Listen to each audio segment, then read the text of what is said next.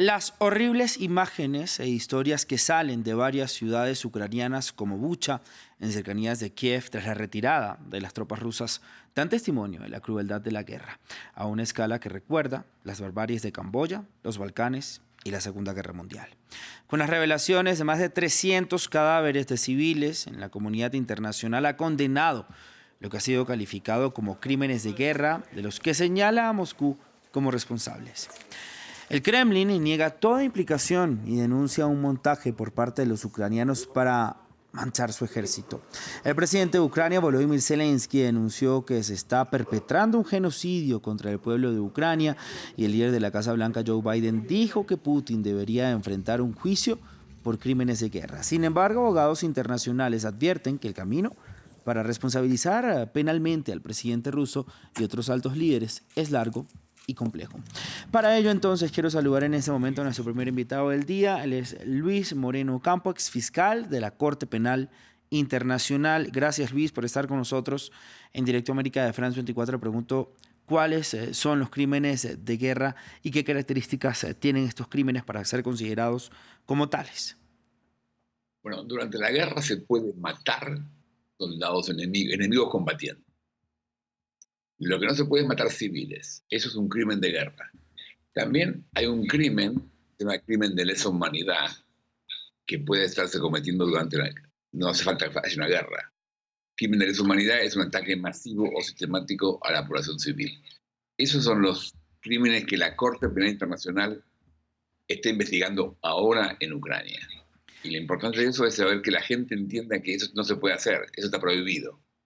Después, en los casos específicos que usted menciona, así como ustedes mostraron recién imágenes para demostrar el tiempo, hace falta un trabajo de la misma intensidad o más para demostrar quién mató a esa persona.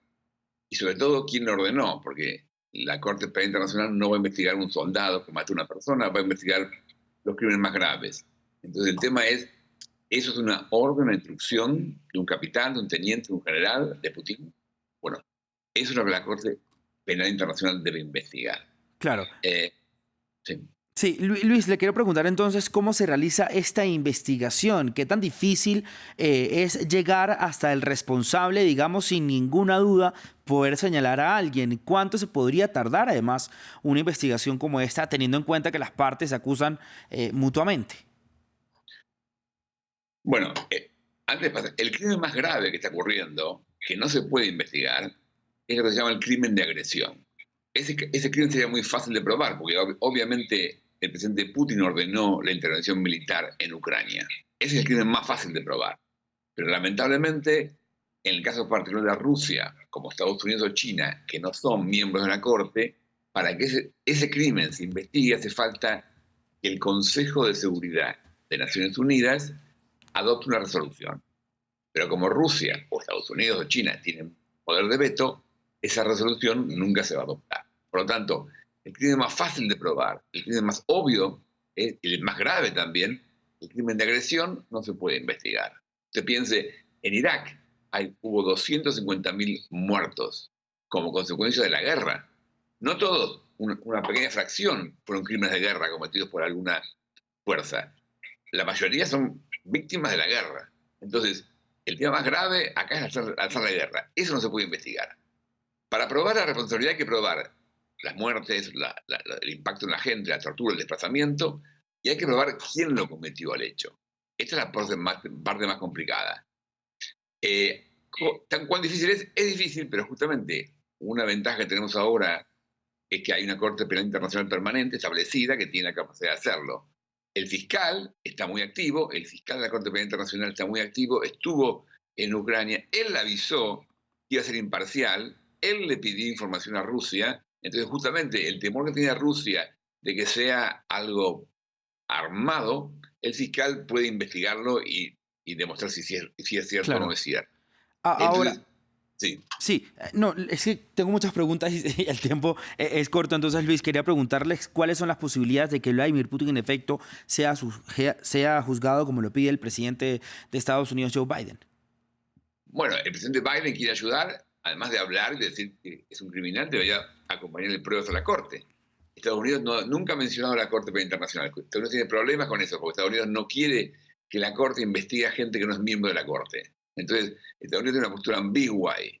Pero, de todos modos, el fiscal está obteniendo evidencia. Hay muchos países que lo están apoyando para pasarle evidencia. Entonces, depende del fiscal qué incidentes elige y a quién acusa. Puede elegir incidentes más pequeños, donde un capitán que esté preso hoy vaya a la Corte Penal Internacional y lo juzguen, o puede elegir casos más complicados y llegar a Putin, y puede.